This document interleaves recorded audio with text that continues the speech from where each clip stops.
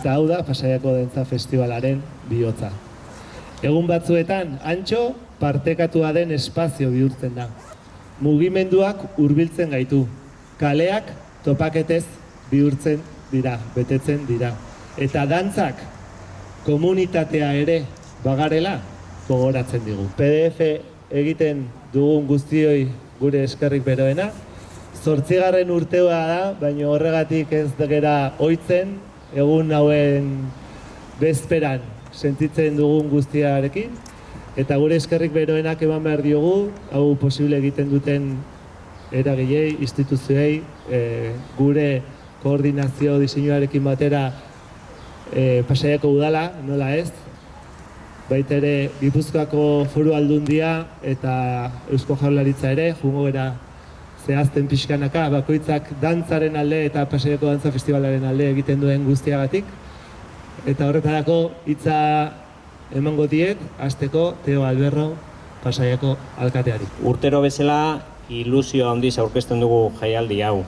Izan ere, urteotan Pasaiako kultura egutegian bere lekua egin duen hitzordua da. Baina horrez gain, herria bizitzeko eta partekatzeko modu bat ere bada Pasaia Dantza Festivala. Ekainaren 11-tik 14ra, Pasaian txoko kaleak, plazak eta txokoak, dantzaren bidez bizi berrituko dira berriro ere.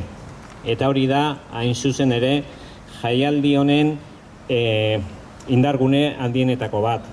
Kultura antzokietatik eta aretoetatik haratago eramatea, herritarren egunerokotasunera ekartzea, Pasaiako udaletik kulturaren aldeko apustu irmoa egiten jarraituko dugu. Herritarren eskura dagoen kultura baten alde, espazio publikoak bizitzen dituen kultura baten alde, eta sorkuntza, parte hartzea eta elkarlana sustatzen dituen kultura baten alde. Eskerrik asko, zuei, Aier, Jurre, Atik eta lantalde guztiari, eta baita ere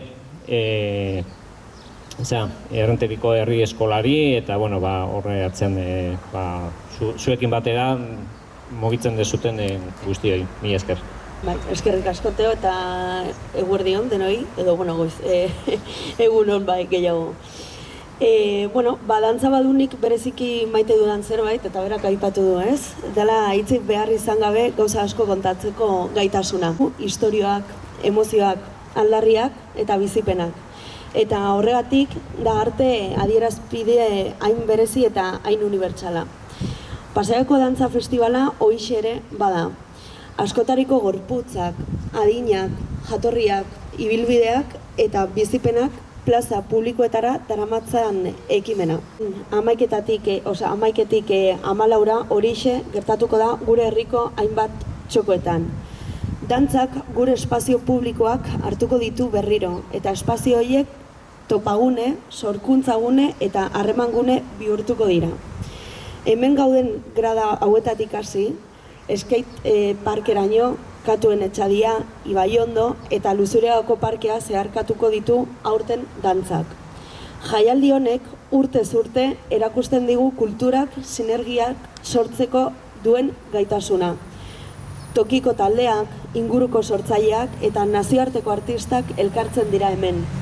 Pasaiako Dantza Festivalak nortasun propioa duen kultur proiektu sendoa eraikitzea lortu du, eta hori ez da batera erraza. Dantza garaikidea publiko berrietara hurbiltzen du, espazio publikoa bereganagatzen du, eta artistak eta herritarrak zuzenean harremanetan jartzen ditu. Ez da ikuskizunak programatzen dituen jaialdi bat soilik Gogotxu hurrengo astean pieza aurkezteko. Kasu honetan hori aurkezten dudan lana sonus fosio da, euskeraz izango litzateke indusketa sonoroa, eta, bueno, erritmoaren inguruko ikerketa koreografiko bat izan da, Lore Aburge dantzariarekin eta Rukula Izaskun González Barakaldoko musikariarekin.